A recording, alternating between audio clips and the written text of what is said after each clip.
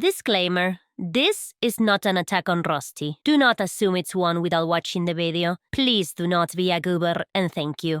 Over a year ago, we made a video about one of Rusty's videos where he ranks over 300 weapons in Elden Ring. We didn't think the list was accurate at all, and we didn't really feel it had a concrete criteria either, as he kept changing the reasoning behind his choices throughout the course of the video. We know it's silly, but we are very passionate about this type of content, so we tried to explain why the ranking fell a bit flat and also give our insight on which were the best weapons and setups for PvE and PvP at the time. And oh man, oh geez, we didn't think it would make so many gamers so angry, up to the point of claiming that we were attacking Rusty instead of simply, criticizing his ranking, which nobody defended, by the way. The vast majority of comments were people saying that Rusty's whole video was a joke, and we took it too seriously, despite Rusty seemingly putting some sort of effort in backing up his arguments with what he believed to be accurate information and facts at the time. I'm not a big fan of the whole "it's just a joke" meme, because it's usually used to dismiss criticism by turning genuine issues into jokes, effectively and effortlessly making those issues become part of the product instead of being genuine, honest mistakes. Rusty's video has jokes. Whether you find them funny or not, that's entirely up to personal opinion. The rankings, however, did not seem like jokes, or at least they did not land as such to me. Post-editing waifu here. Rusty's video wasn't a joke. We'll get to that later. I do admit that the tone of my video may have come out as a bit rude, which I apologize for. Nevertheless, seeing that trying to genuinely discuss the topic with many of these people was like talking to a brick wall with a cassette player duct taped to it, stating, "It's just a prank, bro," on repeat, I decided to admit defeat, accept the whole video as a joke, and move on. Until we saw this other video, ranking the worst Elden Ring weapons in every category. And I don't want to sound mean by saying this, but this ranking is bad. Really bad. Possibly worse than the previous one we discussed. And before you deem me a sweaty tryhard or mad at Rusty or as a person who can't take a joke, please watch the video. The ranking criteria is never specified, the research method is sadly flawed from the get-go, and many weapon details were not considered, making most of the resulting choices make no sense. They seem like genuine mistakes, and it's okay to make mistakes, but we want to address them, not as jokes, but as genuine mistakes. I try to present accurate information on this channel because I want gamers to learn. This video, intentionally or not, does the exact opposite of teaching useful stuff. So we are going to explore the things he got right, the things he got wrong, and the things he got awfully wrong. One final time, there's nothing wrong if you watch Rusty's videos for the humor and don't care about the accuracy of the facts. But we do, and just like you're entitled to enjoy it, we are entitled to discuss it.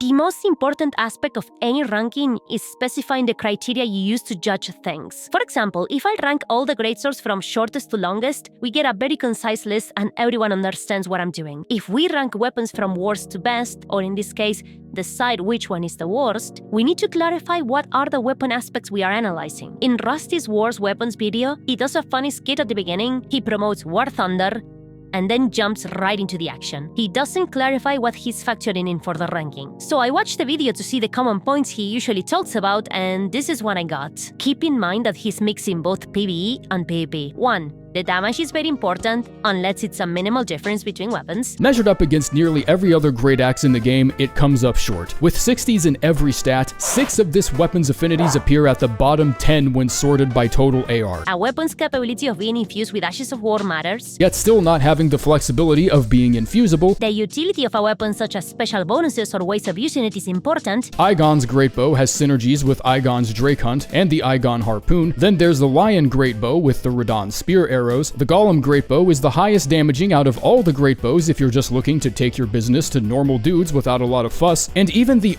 Tree Great Bow has a cool synergy with Golden Great Arrows that can buff allies that are present at the point of impact. A weapon's moveset should be considered. I don't care how wide the damage gap ends up being. Nothing on this planet can save the non-existent hyper armor and poise damage on that charged R2. The synergy they have with talismans and bonuses from armor can make or break them. We really needed a talisman and some shoes to come come in and blow the fucking whistle just to figure this out. And the way you obtain the weapon is usually mentioned when there's not anything else to differentiate them or when it seems too drastic. Thrusting swords are on the upper half of the register too, so the fact that they would take a weapon with stats this bad and lock it behind a 0.5% drop rate, are you fucking insane? The way he applies the criteria is pretty weird because he sometimes applies them all and sometimes he alternates between them. It's odd. For instance, in the Handballista segment, he states that with no scalings helping out the canon subgenre of crossbow, the competition between the three is once again left up to the numbers themselves and only the numbers. But that's not true because according to his own criteria, how easy they are to obtain should be factored in as well. In fact, the method to obtain the weapon was a very important deal breaker in the Noble Stock and Rotten Battlehammer segments, and in the case of the Rotten Battlehammer,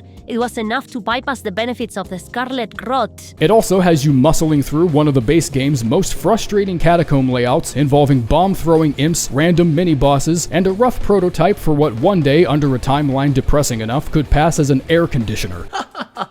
The Handballista can be obtained as early as Liurnia, while the Jar Cannon is in Mount Gelmir and the Rabat's Cannon is all the way up to the DLC. Wouldn't the method of obtaining the Handballista count for something? Don't get me wrong, Handballista is still worse.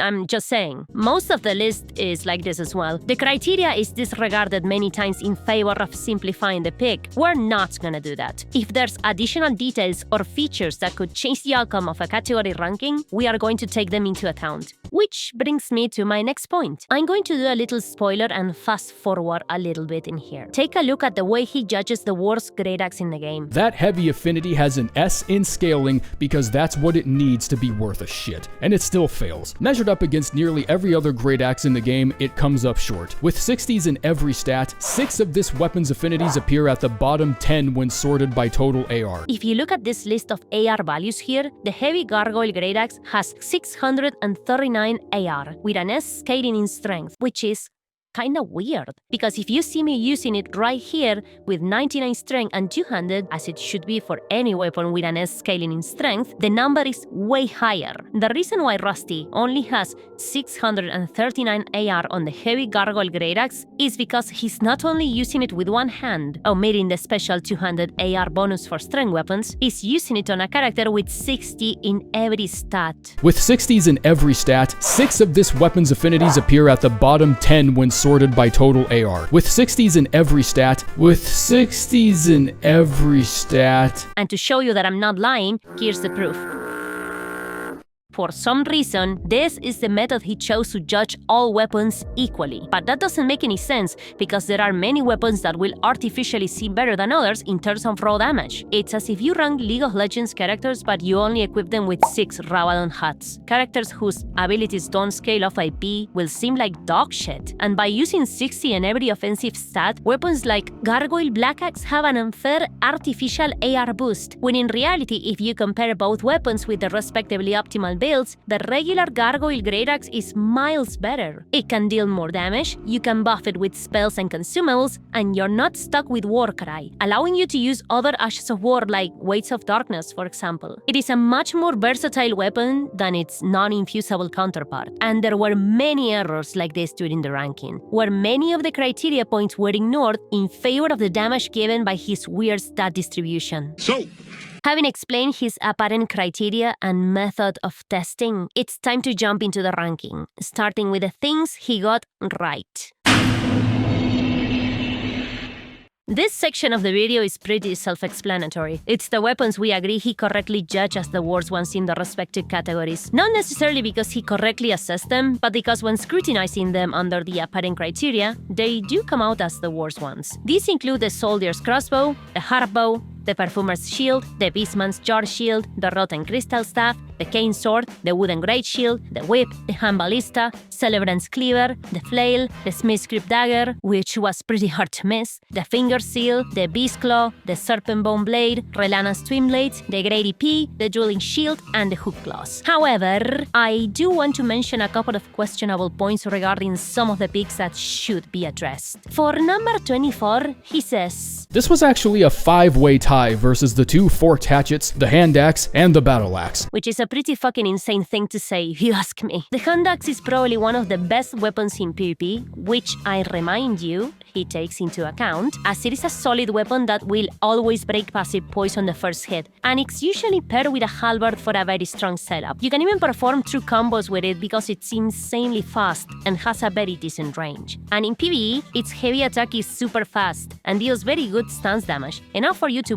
cancel the heavy attack into itself so you can stunlock Clean Rod Knights to death. It's really good. You can do the same with the Forked Hatchet, only that you sacrifice range for innate bleed buildup, which is pretty good in PvE. Saying they are tied for the worst access in the game with the Celebrant Cleaver is a pretty weird statement. Another weird thing is that he's ranking shields based on the damage they deal instead of their guard boosting properties, but it's his ranking, and if that's the criteria he's going for, we can only respect it. And now that we cleared that shit out, it's time to jump into the wrongs.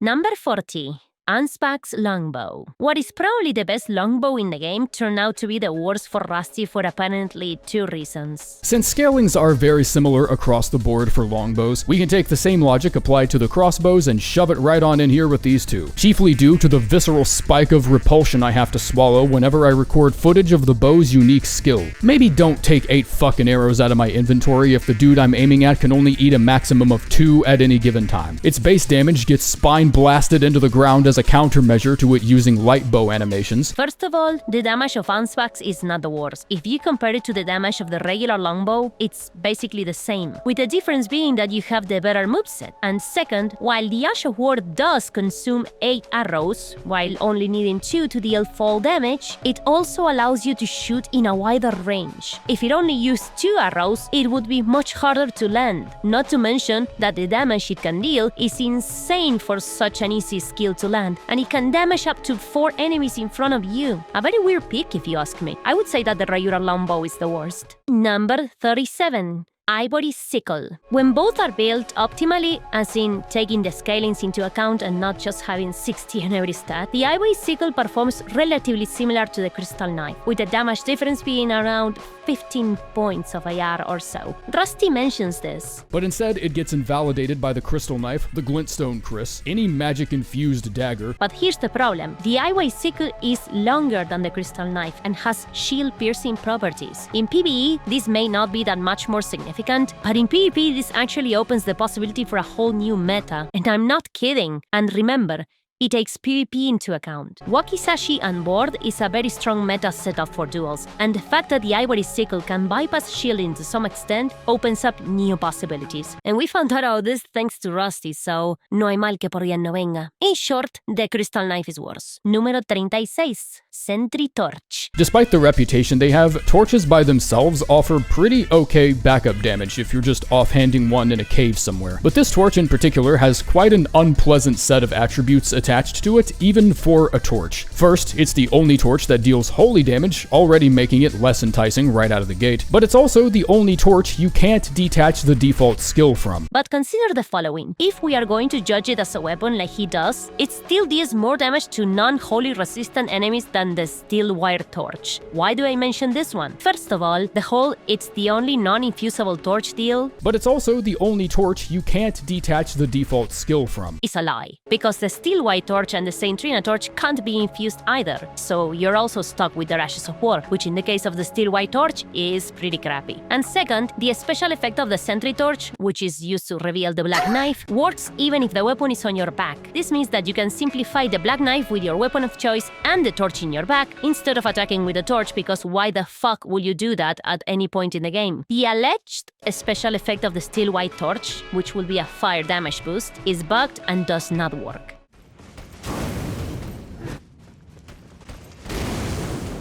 And I didn't discover this by accident. The information is on the wiki and you can just test it out by yourself. So either Rusty didn't research it properly, or he read it and didn't factor it in on purpose for some reason. Additionally, it needs to be purchased from a merchant, and 7,000 runes is a remarkably steep price for a weapon I'll only ever use twice. It also doesn't matter that the Sentry Torch costs 7,000 runes, because by the time you get to Altus Plateau, 7,000 runes are very easy to come by, so yeah, the Steel White Torch is the worst one. Number 32.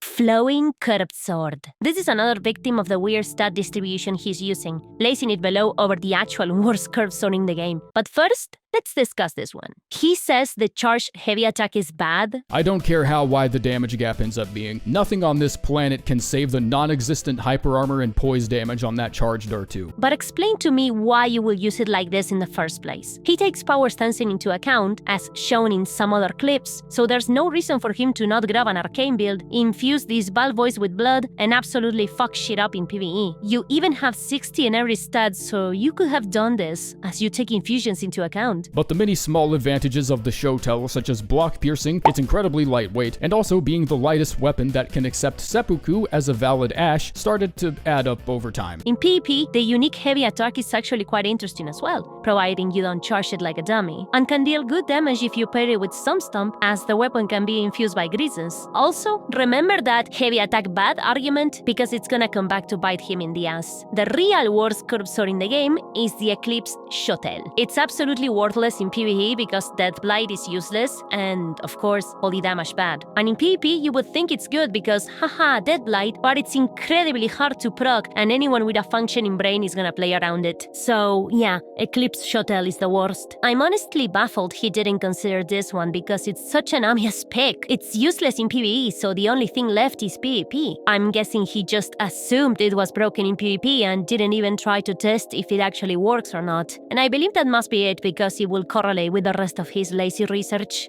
Number 31. Deadly Poison Perfume Bottle. I agree that this one is pretty to-do, but the utility of poisoning yourself to trigger some good buffs is pretty good and makes it stand out from the others. You don't even need to meet the stats to use the Bash of War, which makes it a very good tool for no investment at all. Of course, he doesn't mention this, he simply says, all of its benefits given to the player from its poison status buildup end up rendered thoroughly pointless due to the downright unconstitutional gap in base damage between this perfume bottle and all the others. And while I agree that the poison you can deal onto enemies is not really something great, it certainly feels more useful than, say, the fire perfume bottle or the madness one. The madness one is just a shit fire perfume in PvE, and in PvP it's not really that great because it still deals shit poise damage and you can just play around the madness. I would either say the fire one or the madness one are the worst ones, but definitely not the poison one. Number 26. The Great Bow. His reasoning for saying the Great Bow is the worst is very funny. The Great Bow gets thrown in last, not exactly because it's the least damaging. If that was the only criteria for the list, the Erdtree Great Bow would have already had a platinum record-selling diss track written in its honor. But the Great Bow is the only bow that doesn't really have anything special going for it. I don't want to sound mean, but special doesn't necessarily mean useful. The Great Bow can be infused with Ashes of War for a bit more versatility, and while you may think that the only worthy one is Rain of Arrows, which can seemingly be easily replaced by Radahn's Rain, I need to point out that Rain of Arrows is not the same as Radahn's Rain. Radahn's Rain is more widespread than Rain of Arrows, and also consumes more mana, which on base mind, like many players have, is the difference between having 3 casts instead of 4. Also, it doesn't really matter if the Erdtree Great Bow benefits from gold and great arrows because A, you will most likely use golem arrows all of the time,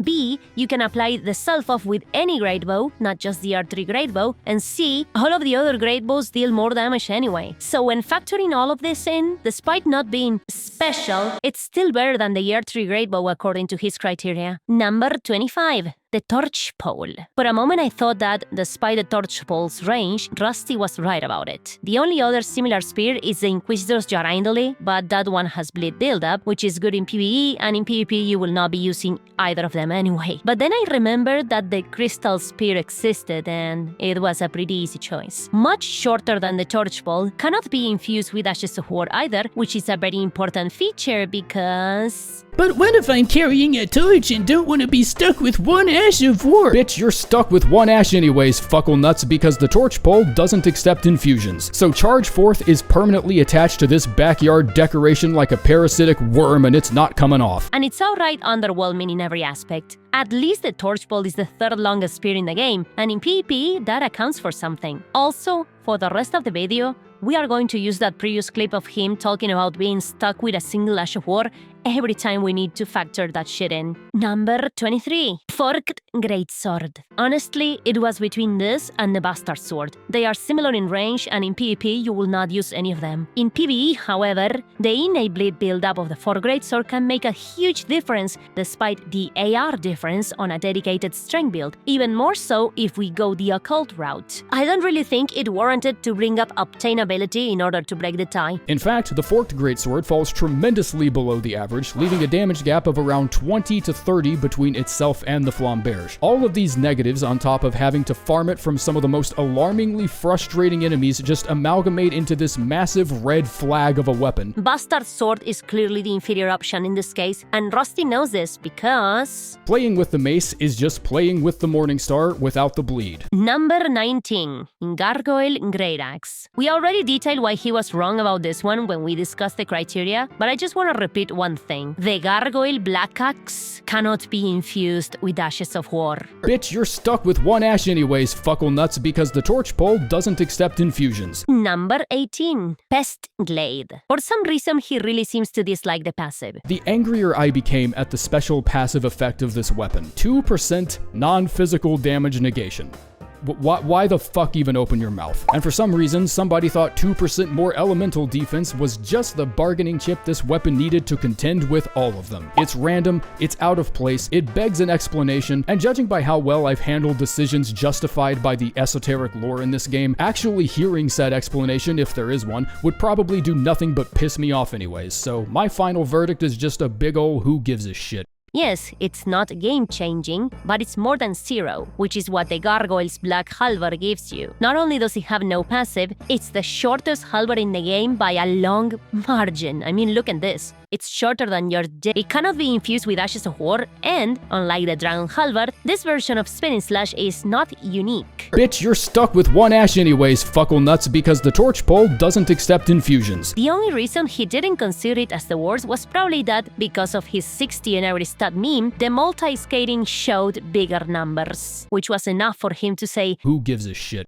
And move on to the next one. Pest's Glade performs well in PvE, just like any weapon you can infuse with Giant Hunt. In PvP, it's no big deal, but it's longer and better than the Gargoyle Black Halberd in any situation possible. Number 17. The Scythe. The reason he dislikes the Scythe is because it supposedly deals the least damage of all the Reapers. Gets left behind by all the other scythes in the game. Can't even reach an ETH scaling with the Keen Affinity, even though its base damage, I would say, more than justifies it. Which may be true for his 60 and every stat meme, but on an arcane build with Occult Infusion, it would deal more damage than the Obsidian Lamina on its corresponding Focus Dex build, and it has one of the best status build-ups in the game thanks to it. In PvP, the Scythe is actually pretty goated, and has a huge skill ceiling. The Obsidian Lamina, on the other hand, deals less damage, the Ash of War is not really useful in PvP. Bitch, you're stuck with one ash anyways, fuckle nuts, because the torch pole doesn't accept infusions. And in PvE, a bloody or occult scythe can and will fuck shit up. The Obsidian Lamina doesn't seem bad in PvE either, but when you mix both PvE and PvP, I think we have a clear winner. Number 14. Monk's Flameblade. Almost put the Dismounter and the Beastman's Cleaver here, but the Beastman Cleaver had a high strength scaling on the heavy affinity that I couldn't ignore, and the Dismounter had a few really easy farming spots that increase its likelihood of being found. It makes me a bit sick to my stomach that he even considered putting the Dismounter as the worst one, which is probably the best PvP Cut of Greatsword in the game thanks to its amazing range and damage. Remember that he takes PvP into account. Regarding the Monk's Flameblade, while the weapon is nothing special to be honest, it's still better than the Onyx Lord's Greatsword. Mainly because you cannot infuse it with Ashes of War,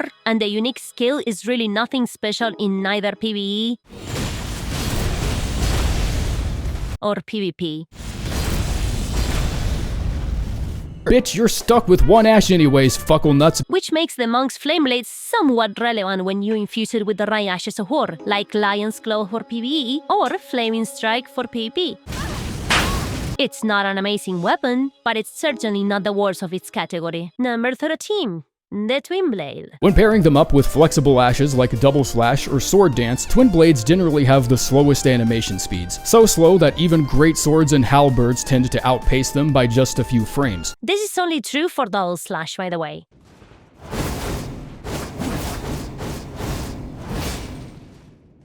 Sword Dance is still the fast variant.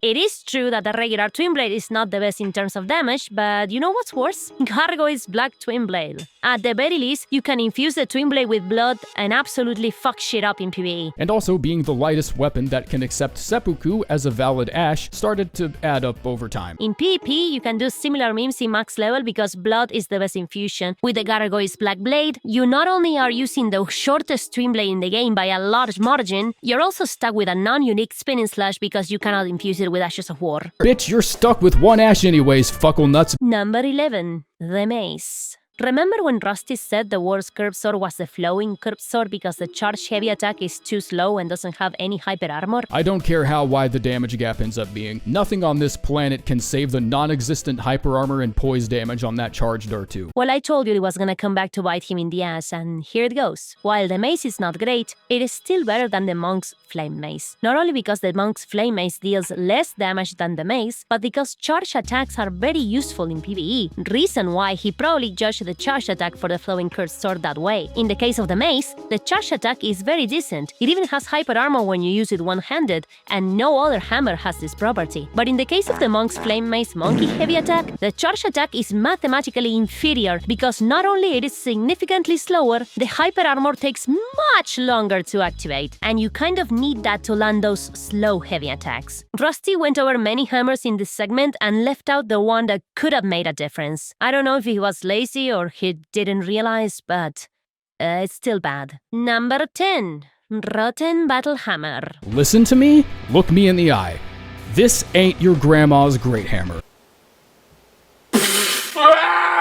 If you had two weapons that are exactly the same, but one of them has no passive and the other one inflicts one of the strongest status effects in the game, which one will you say is worse? Well, according to Rusty, the second one. There was no reason at all to say that the Rotten Battle Hammer is worse than the regular Battle Hammer. There's only a 24 damage difference between the two on a strength build. I think the choice is obvious when you factor in the rot, which is fantastic for both PvE and PvP. He makes the argument that you need to go through a dungeon to get it. It also has you muscling through one of the base game's most frustrating catacomb layouts involving bomb-throwing imps, random mini-bosses, and a rough prototype for what one day, under a timeline depressing enough, could pass as an air conditioner. But it's still a guaranteed drop from the boss. Also, this is very weird. Range might not matter that much in PvE if you're using a weapon type with a very tightly packed range of, ranges. But when your data graph looks like this, I think it's worth at least a mention. Why will you show the graph of the regular hammers? I'm guessing you wanted to show the gap between the great hammers? This is an editing mistake, right? Also, what do you mean? A gap this huge is actually very uncommon. Nearly every weapon class in the game has insane range gaps between the shortest and the longest weapon. Your brain will fucking explode if you look at the range gap of katanas. I don't want to come off as rude, but this seems like a very jarring mistake to make. In any case, the actual worst hammer is the Celebrant Skull. Much less damage than either battle hammers and very similar range. Number 8. Number 8. Smith's Crypt Cirque. This segment is very interesting because he mostly praises the weapon. Throwing 2 projectiles at close range instead of 1 ends up being unexpectedly strong, even if the range on the actual projectiles still feel like they could use some work. It got a range buff on 1.12.3, and I'm not sure how this even happened, but the throwing attacks on the Smith's Crypt Cirque somehow flew right under the sweeping nerfs to backhand blades in 1.14. Just sidestepped right around that shit. This does come with a noticeable deficit in base damage because they have a ranged attack, and the S-scaling in its keen affinity closes that gap very comfortably, allowing it to compete with the Curse Blade and the standard backhand blade a bit more directly while still only weighing 2 pounds. But at the end he says, throwability is the only real edge that Smith's Crypt weapons have over their competition. You think so? You think the range heavy attacks are the only good thing? Don't you think that infusing it with Ashes of War so you're not stuck with Deadly Dance could be factored in as well?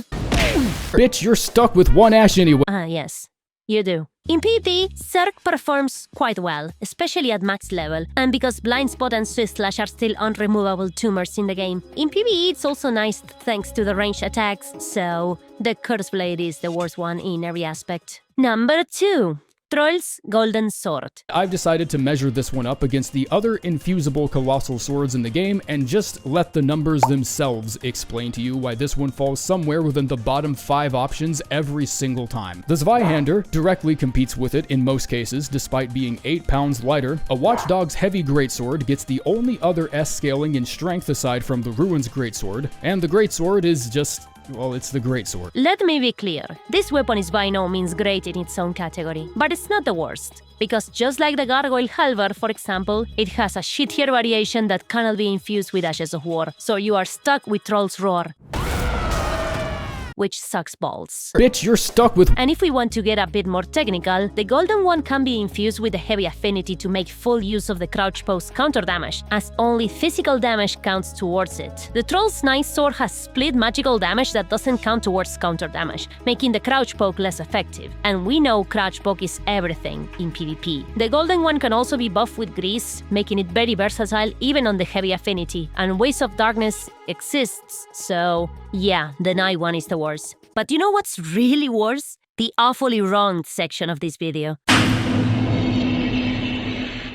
Number 35. Bloodfiend's Sacred Spear. This one really grinds my gears because this is currently the best Great Spear for PvP in the whole game, mainly because it has a bonus that no other Great Spear has. The Power Stance status effect nerfs of patch 1.07 do not work on it. somehow flew right under the sweeping nerfs to backhand blades in 1.14. Just sidestepped right around that shit. This thing will bleed your ass in 2 or 3 hits and it's gonna fucking hurt. It's also very long, which is a very nice quality in a Great Spear. The damage is purely physical, which means you can make the most out of the Spear Talisman as well. He mentions that the Ash of War is bad. The hit bullet is somehow fat enough to get caught on random walls and rock formations a good 5 feet away from where you were actually aiming. But the rest of the weapon is just so good that you can easily look past it. Also, when you say The standard R1 chain fails to measure up to other infusible great spears like Mesmer's Soldier Spear. what do you mean by it? The light attack chains of both spears are exactly the same.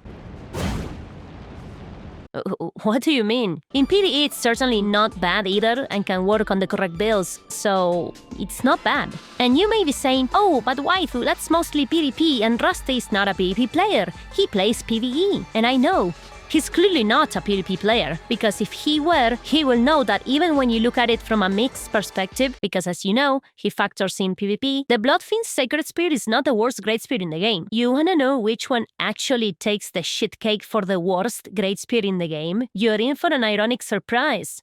It's actually Bike's War Spear.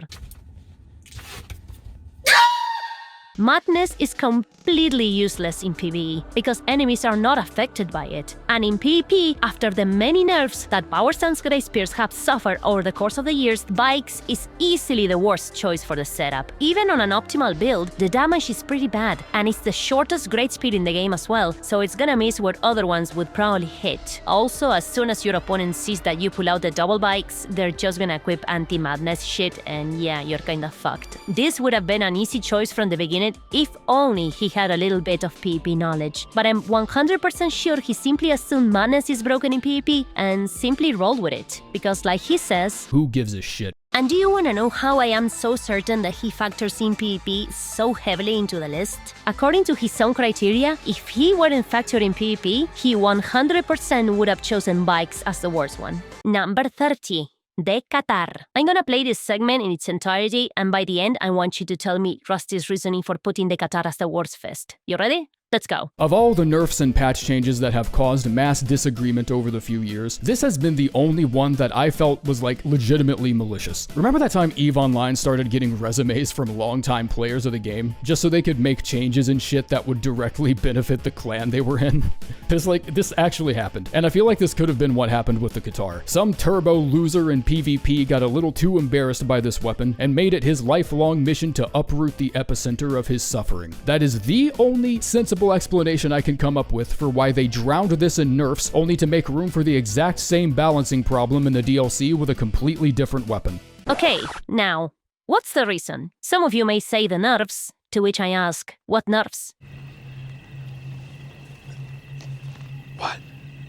No answer? That's because he didn't specify what Naros he's talking about. If you are either a new player or someone who hasn't played in a long time, you would walk out of this segment knowing nothing new. He just says the Qatar is the worst, and that's it. No reason as to why it is the worst one, no explanation of the nerfs, no comparison to other fists to see if it actually performs worse or better. The whole segment was just a nothing burger. The Qatar was never directly nerfed. Piercing fists were nerfed when they removed the true combo in patch 1.12, and fists received a general adjustment in patch 1.9, but those changes were not exclusive to the Qatar, so why even pick this one? If the Pata didn't exist, aside from the Star Bolas, the Qatar will be the best PvP fist weapon in the whole game. You can infuse it, you can buff it, you can walk the dog and bake a cake with it. In PvE, the Madness Hand is pretty much useless, and in PvP, the Grafted Dragon is probably the worst weapon in the game.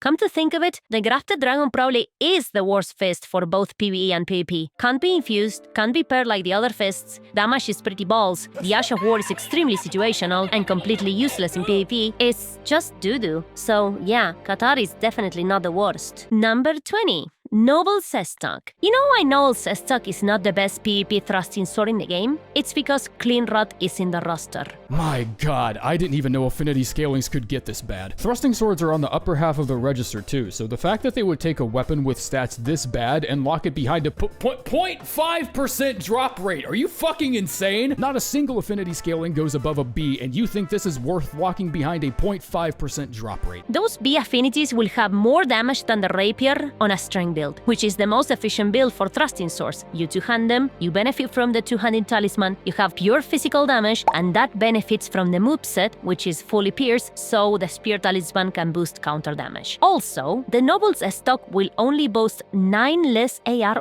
points on keen than a keen rapier, despite the rapier having an A scaling index when you make it keen, which makes the Noble's stock better by default due to being massively longer than the rapier. But even then, the rapier is not the worst thrusting sword. That would be the Carian sorcery sword. Even on an optimal build, it's gonna perform way worse than having a magic Noble stock with a staff in your left hand, both in PvE and PvP. It gets invalidated by the crystal knife, the glintstone Chris, any magic-infused dagger. It's the most mediocre attempt at a special weapon I've ever seen, and of course, you cannot infuse it with Ashes of War. Bitch, you're stuck with— The low drop rate doesn't really matter when the Noble stock is simply so good once you have it, and when there's other weapons in the category that are just absolutely terrible. Number 16.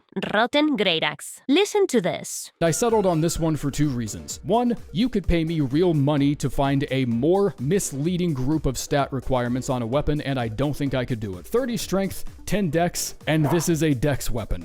Fuck you. No, Rusty, it's not a dex weapon. Even though it has an A scaling index when you make it keen, infusing it with a heavy affinity can and will provide more AR than keen. Take a look at this. One-handed with 80 dex has 819 AR. One-handed with 99 strength, 822 AR. And two-handed with 99 strength has 888 AR. If it's a numbers issue, heavy easily wins the AR dick measurement, and for less stat investment as well, because don't forget that you need 30 strength points if you wanna use it one-handed on a keen build. But that's not the funniest thing about this segment. This is. 2, a 3-hit attack string with animation speeds this slow is incredibly hard to make work for status builds, and the one hole in that argument being the absurdly high build-up numbers on the colossal weapon affinities, this weapon doesn't even take advantage of. Worse yet, it chose one of the only 2 status ailments in the game that can't scale with Arcane. We had to land on the one status that doesn't have its own dedicated affinity, nor can it be improved with Arcane. 65 better be your favorite number, because you're not getting rid of it. Rusty seems to forget that greases exist. If you buff this thing with rot grease, it will apply rot super fast.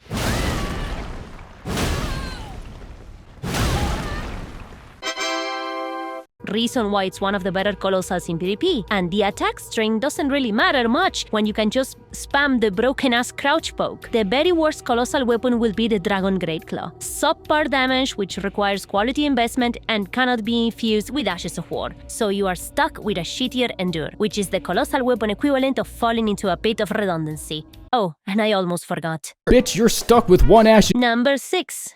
Dry leaf arts. This one may seem tricky if you look at the two available options in the most superficial way possible. Rusty's reasoning for picking dry leaf as the worst was this one. Probably one of the hardest ones to call too, since the R1 attacks all share the same MVs despite Dane's footwork having alternate attack animations. However, since a great deal of those attacks are considered kick attacks, evidenced by the params labeling them such, that means they're also boosted by the Shattered Stone Talisman and the Divine Birdgreaves, making the attack string on Dane's footwork perform around 15% better in every situation. I actually can't believe there's no objective or numerical difference between the two of these. Seeing anyone use the light attacks on these makes me shudder in cringe because there's no reason to not use the equally faster but stronger heavy attacks. But pay attention to that last sentence. I actually can't believe there's no objective or numerical difference between the two of these. I'd seen people call Rusty a numbers guy, but if he's supposed to be a numbers guy, then call me an astrophysicist after having looked at the moon with my naked eyes for 3 minutes. No numerical difference?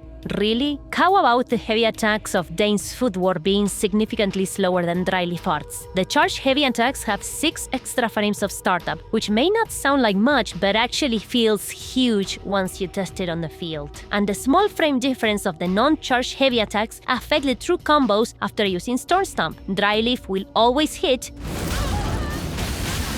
whereas Dane's footwork will miss many times. And no amount of talismans or armor will boost your damage if you can't land your attacks. It's okay if he doesn't know this because he doesn't play PvP, even though he's factored it in this ranking, but to claim there's no numerical difference between the two is flat out awfully wrong. Number 3.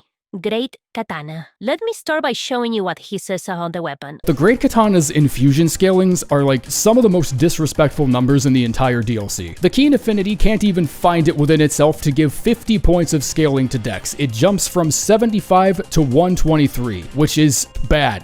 That's fucking bad is what that is. The Dragon Hunter Katana has a flexible weapon skill that can laser down anything in addition to dragons, and has single-handedly flipped the whole damn table regarding the community's opinion towards fighting them. And I'm supposed to like this one more because you can put repeating thrust on it. People got mad at me for ranking the Great Katana where I did in the DLC weapons video too. Well, I guess it's time to fucking explain yourselves because I ain't seeing it. Yeah, don't worry, Rusty. I will explain myself. You don't need to use this on a Keen Affinity. You go the strength route, as the weapon tremendously benefits from two-handing it, thanks to its faster moveset and the two-handed sword talisman. In PvE, you don't need to slap repeating thrust on it. You could, but most of the time, Giant Hunt tends to be a better option. Since you are on the heavy affinity, you can slap either Blood Grease or Blood Flame Blade on it to further boost the innate bleed, which works amazingly both in PvE and PvP. And when you're fighting dragons, simply slap some Dragon Grease on the bad bitch and you have a weapon that performs exactly as well as the Dragon Hunter's Great Katana, in a task where the latter was specifically designed for. And in PvP, the Great Katana is one of the finest weapons in the game, as it can keep prio with its two-handed light attack chain, and Flaming Strike turns it into an absolute monster. I hope that, by now, you can see it. Listen, if I had to sit here and rank all of this based on their mixed PvE and PvP performances, we will never leave. So I'm just gonna do this. From what you have seen by now, and considering the overall criteria used throughout the video, do you really think the Finger Seal will perform better than the Katar? Or that the Wooden Grey Shield will perform better than the Bloodfiend's Sacred Spear? Or a freaking small shield performing better than literally the best longbow in the game? I don't know, just food for thought. Maybe I'll correctly order this in some other video, but for today, No. no, it is not. The video is not a joke. How do I know? Because he said so himself in his newest video. Of course, this is all to say, whether I'm completely correct or if I make a genuine mistake, I fucking mean what I say.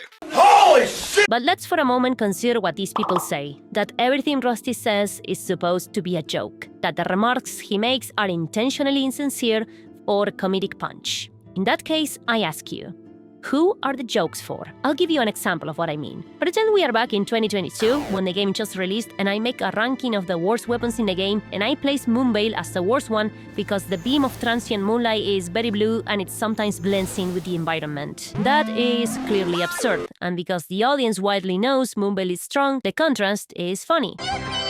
Even those who don't fully agree will understand the joke, because it is exaggerated in a context they recognize. The joke lands because It's built on a shared understanding, it uses irony or absurdity, and it's punching up at something popular. The joke is for everyone. However, if I say the Qatar is the worst fish in Elden Ring because of the nerfs, without me explaining what nerfs I'm talking about, what's supposed to be the joke? I don't know. What's the punchline? I don't know. Who is the joke for? I don't know. Do you think the average viewer or even the average player will understand that I'm not sincere? People who don't know about the game and simply trust me as an authority figure will simply miss the absurdity and walk away thinking that the weapon sucks, when that simply is not true. The absurdity is not obvious, there is no shared context, so people might assume I'm being sincere and I risk sounding wrong. Not funny, especially to those who do know the niche and will probably call me out, not because they're humorless, but because they don't know enough about me to assume I could be joking, especially with how many crazy weirdos there are on the internet nowadays. It would be pretty disingenuous to expect people to assume that Rusty is being insincere when there is no indication that he is. But now that we know that I fucking mean what I say. that makes it even worse, because you're basically calling him a shitty comedian who can't land a joke to anyone who doesn't already know beforehand that he's joking, instead of actually addressing that he's trying to share his real takes, and that he simply made a genuine mistake. The guy puts time, effort, and structure into his videos. If he's being genuine, even when wrong, calling it just a joke dismisses his intent, and it's pretty insulting if the creator is actually trying to share his real takes. People are retconning intent for him by calling his genuine statements satire, and it also makes him seem shielded from accountability. Not because he's doing it, but because his own goofy fans are. If he makes a genuine mistake, just recognize it. Do not place him above criticism. This is the whole Elon Musk meme again. They invalidate any criticism towards his video without addressing it. It makes any conversation about Rusty's content frustrating and dishonest. I can't help but laugh while watching this video, cause with how Rusty has established himself in-game as a court jester who lost his mind decades ago. If you're a Rusty fan and your only response to any valid criticism is, "It's just a joke, you're taking it too seriously," I'm pretty sure the dude fucking hates your guts. The list is bad, and there's nothing wrong with that. People make mistakes, or in this case, many mistakes, but that's okay. Rusty never claimed to be the gods and authority of Elden Ring knowledge. He forms his opinion based on some mild testing and shares it with the world, and that's it. If you like to watch his content for the funsies, that's very okay as well. In my case, I like to get some new info out of stuff. Knowledge. And we did actually, with the ivory sickle thing. Maybe that wasn't his intention, but that's fine. We got something. However, just like you enjoy simply laughing at the jokes, I like to analyze things. And boy, this was fun to analyze. So I hope you guys enjoyed our deep dive into Rusty's video as much as we enjoyed making it. And if you still believe that I'm just an angry person, or a tryhard, or that I'm attacking Rusty when all of his videos are just big harmless jokes, then this video is also a very big joke and you're a fucking idiot for getting mad at it. Fuck you.